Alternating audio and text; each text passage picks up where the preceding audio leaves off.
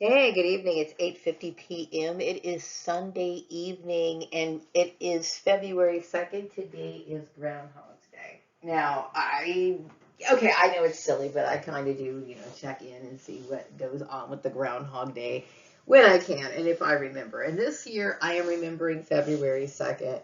So I decided to, see what was going on. And according to what they were talking about, there's going to be like 6 more weeks of winter, which I have to say I was a little disappointed. Now, I love like fall and winter, when it comes to the way the earth feels, or like how the air quality. No, I shouldn't say the air quality because no, I don't like the air quality, but it's like the wind blowing and getting darker at certain times and stuff. But I'm looking forward to the spring, right? And for the last few days, like yesterday and got a little dark a little bit yesterday, but today was a pretty sunny day. And so, I understand like February 2nd has always been like this middle point. It's like we're in the middle of winter and we're just in 1 month ahead, we're going to be going into the month of spring, or I should say the season of spring. So it's kind of like this middle point. So February, this is the reason why they have this little groundhog. He's supposed to be like, the determination of like exactly what's going to be going on with the weather, I guess. But anyway, it's an old tradition, and I tend to kind of check it out every once in a while. And sometimes they're accurate, sometimes they're not. I don't know. It's just some silly fun that's been going on for a very long time, and I guess I engage in it, whatever. But I have been feel like the gravitational pull, I guess, is what you want to call it, towards the different season. And maybe it's just me being burnt out of, and don't get me wrong, I love the dark seasons, meaning I love it when it gets dark at night and all that other stuff. But I'm ready for change, right? Like I really do want to have like more of the spring colors incorporated in my life, being surrounded more with that sort of stuff. So it's nice when I go to the stores and see the Easter stuff out on display because it's all pastel colored and the cute little stuff and all the bright spring colors. So I'm getting excited for that. I'm looking forward to spring. And then I would say Valentine's is like this period or this holiday season that kind of tides me over because you get a lot of the pink and the pretty little colors for Valentine's Day. So yeah, I don't know. I'm really like feeling like this vibe, just like kind of getting ready for spring, I guess is what I'm saying. So Valentine's Day is a great day in February, and February 2nd is not only um, we call it for Groundhog's Day. It's a day that I remember as Groundhog's Day. Not just that, but it was also the birthday of my adoptive mother. So, I will say that I have been thinking about her in the last few days because, I will say when you're dealing with something bizarre like this, where I was set up in this family dynamic and I wasn't told that I was adopted and come to find out it was this whole Nazi experiment. It is very, very mind blowing. But, I do reflect sometimes on things from my past, like my memories or whatever.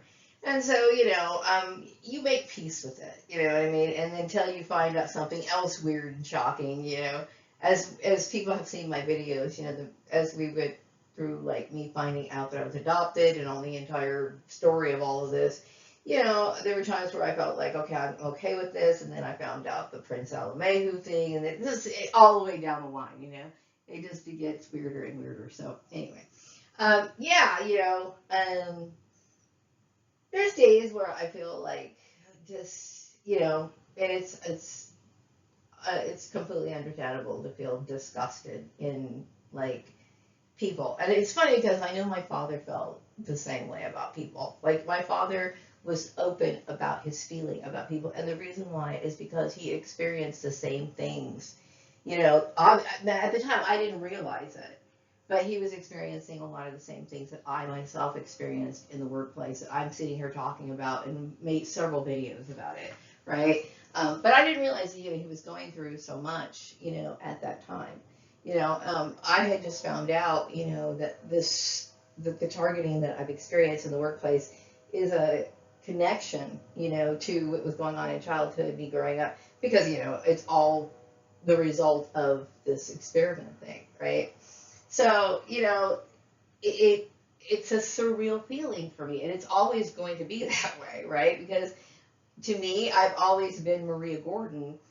These people were always my family, and now I see a different side to them, like this mind controlled, and then I question their morality. I question so much of what would go on. Why would somebody even think that it's okay to do something like this? Like, why do you think it's okay to, you know, dehumanize another human being? You know what I mean? But whatever, but this is it, just it. I'm somebody who has an understanding of human nature, and I am also, because of who I am, I'm someone who is very sincere. I see this in myself, okay? So it's almost like, when I see how other people, especially in family dynamics, like throw each other under the bus and stuff like that, or they think it's acceptable to bully up on a person. You know what I mean? And all these years, and it developed into something pathological. Like, if you cared about something, I care about somebody, I would never want to see somebody that I care about go through this, let alone be the instigator of it, right? So I understand how to treat people. I understand how to uphold a relationship of whatever kind. Meaning, like, if I say I was a person's friend, I mean that I'm their friend. I don't talk behind their back. I'm not going to do these sort of things. I'm not trying to, like, one up you or anything, because I understand what sincerity is. When I think back growing up, when I was growing up in Lancaster, the kids that I used to play with on the playground, you have these like little kids that you eat lunch with, and they call each other your friend. Some of these kids, I still remember their birthday. Why? Because in my mind, at the time, before I understood that these kids were just Nazis, okay, I thought of these kids as my friends and people that I would remember warmly, kindly, and have a decent association. I really realized that these people were pawns in a game.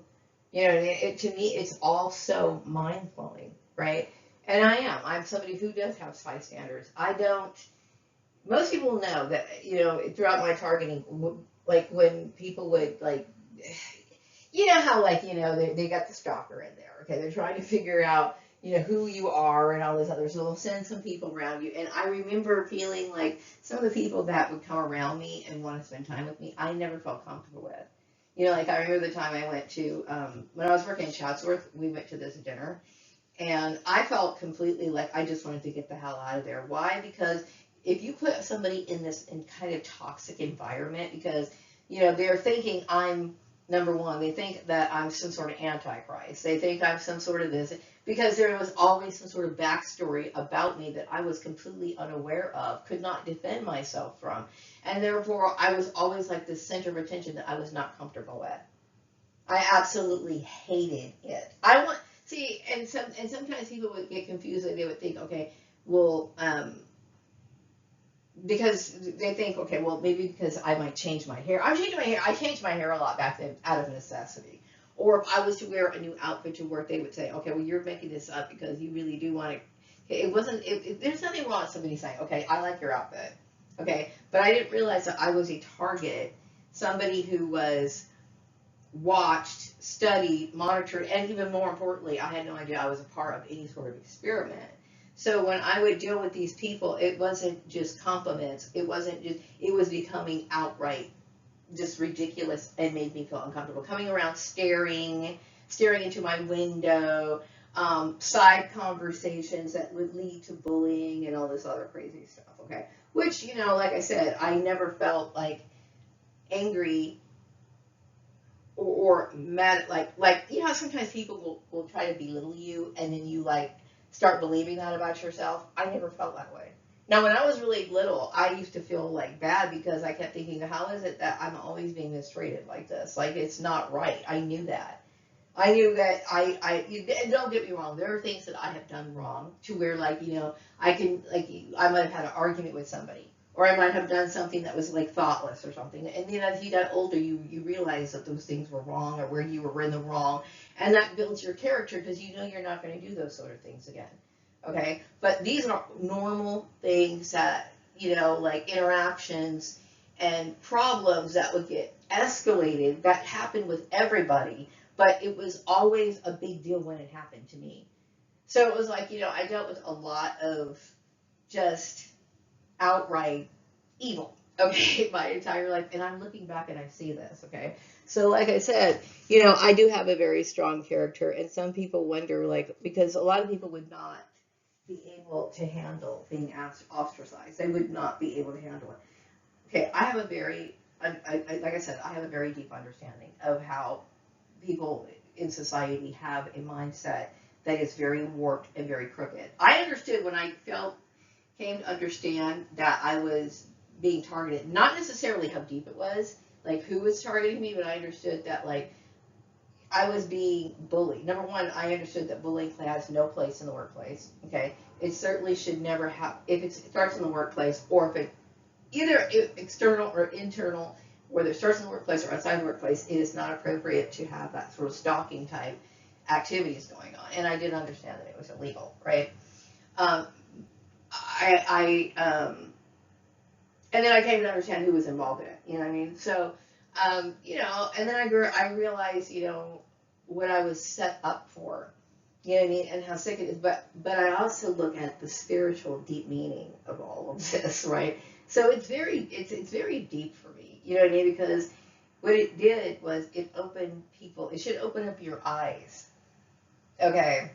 It should open up your eyes. This situation should open up your eyes. Like, it should give you the incentive, okay, to start making a point, to not just jump to conclusions, get more facts before you, think that it's okay to do this, okay? This sort of thing, But anyway, what else do I want to talk about? It was a very beautiful day today. I did, I had to go out today and do my laundry. Now, I usually do laundry at home, but there was something going on with my laundry. It was so annoying. Okay, what happened is that yesterday, I think it was yesterday or the day before, whatever. Okay, I usually sleep with one of those little plug-in heaters. Now, I have an overhead heater in my apartment, but I don't know why. It's really strange. I have this attachment to my heater. As a matter of fact, I call the heater Mr. Heaty. Okay, and I've had Mr. Heaty for a very long time. Actually, it was actually like kind of like a gift that this person who was retiring gave me, because she just wanted to get out. She wanted to leave, and I was like, "Are you sure you want me to?" She's like, "Yeah, just take a bite." And I'm like, "Okay, fine, okay." So I have this like a little heater, and I've had it for years. Okay, and it works. Like, I have dropped it. I mean, I've left it out in like rain and stuff, and it still works. Anyway, Mr. He's like little cord frayed somehow, and I couldn't. This is the explanation as to why the what do you call it? The panel, the electric panel. Is that what you call it? Circuit breaker? It kept going off because that cord was melted inside of the socket, and I could not pull the cord out. It was crazy. It melted it, right? So I'm like, okay, great. Now, because I didn't actually go out and replace my comforter. I mean, I've been literally sleeping under a very thin type blanket, and I've been saying I was going to get a comforter for quite a while, but I have not. I'm getting like really picky. It's like, I really want a yellow comforter. I don't want anything else but yellow. I have a blue on my bed right now, and I just threw away my purple comforter because it had like holes in it. And I don't want to just go out and replace something willy-nilly. I really want something bright. I want bright colors. I need bright colors because I need stimulation in my mind. So anyway, I just want to share that with you guys. What else has been going on in my mind? Yeah, I'm coming to accept it. Like, I mean, I'm dealing with shock. Like, I'm still in a period of shock because if you deal with like any sort of kind of mob mentality of any kind, okay, from year after year after year after year after year after year, and then you realize where the source is coming from. Yes, I understand it was like, we had this English connection, we had Freemasons, we had white nationalists, and then of course we have these people here in Europe, England, whatever. All these people are involved, okay? It's from one layer to another, okay? But it's still the fact that, the Nazi intrusion comes into your home and how they meddle in their way into your home, okay? Like I talked about Jim Culligan marrying my sister and all this other stuff, and it's like, this is where you can tell where religion is false. Okay, this is where you can tell when a religion is false. I'm going to tell you what, morality matters. It matters. Okay, how you conduct yourself and your name and what you do matters. It truly does. Okay, now this is one of the reasons why people feel shocked when certain religious people, and I'm not going to name any names, okay, but just like in general, okay, this is one of the reasons why certain people feel shocked when religious people do things that are like considered scandalous, okay, like when we talked about things like, Tammy Faye Baker and Jim Baker misappropriating funds or whatever. It's because when people claim to be Christian, they assume that you are following in the footsteps of Jesus, using logic, using a more of a human type caring approach to solving problems. We don't expect people to dip into scandalous behavior. You know what I mean? There's a certain, there's a certain reputation that comes along with somebody who says that they are identified with God. This is the way it should be, okay? And it makes sense, okay? It really does, okay? So this is the reason why. And when I think about, my brother-in-law marrying my sister, and even I married, and I keep forgetting, because that did marry brother-in-law. But yeah, I mean, I married someone, you know what I mean, and trusted this person truly. The thing is that you don't read into people right away, because at least me, because when I was younger, I never felt as though there was a reason to. Like, I'm sure people might have done things that made me raise my eyebrow, but I never felt like this deep, I need to, dig deeper. I need to go into meditation to see if this person is crooked or not. That didn't even occur to me. I was completely comfortable. Like in my situation when I was married, I was completely comfortable. I, would go home, do my thing. Everybody knew that Marie likes to be off in her room by herself, and there was really no problem. That's just how I am. I mean, I like to spend a lot of time with myself. I had no idea that he was like, some spy or anything like that. You know what I mean? But, I understand now. And I'm opening my eyes to just how sick this whole thing is. Okay? How sick and twisted it is. But like I said, it talks and it tells a lot about human behavior. And since I'm somebody who researches that anyway, I have to look at this as an experience, a learning experience. And of course, this whole issue has been a big contribution to everything that I've studied, and a confirmation, you know what I mean, of a lot of the theories that I've had about what people do and their true colors, and people's not really having a whole lot of knowledge about religion, but yet acting on things that are based on religion, or using religion as an excuse to propagate some sort of evil plan. This is what people do. Anyway, I'm looking forward to spring. I'm looking forward to, brightening up things, and I have not found anything, and I'm not going to go buy a comforter for my bed. I'm waiting to find one. Now, the thing is I'm not somebody who's like really picky about stuff like that. Like where I buy stuff, I've never been concerned about that. I remember many years ago, I was at the grocery outlet and I found a comforter that's exactly what I want right now. I wish I could replace it. I went to the grocery outlet of all places, okay? It's a place that sells groceries. You wouldn't think that you'd find a comforter there, right? But I found a very cute comforter. It was bright yellow. It had calico print flowers on it, like with pink and blue. And it was like, I felt really comforted in my comforter. You know what I mean? I love the colors, and I'm looking for something similar right now, and nothing will do. So right now, how I stay warm, I have this little blanket, and I've been wearing like thicker pajamas, and of course I have sheets on the bed, but I haven't replaced anything. So I'm kind of cold at night. You know what I mean? I'm kind of cold at night. I miss my little heater.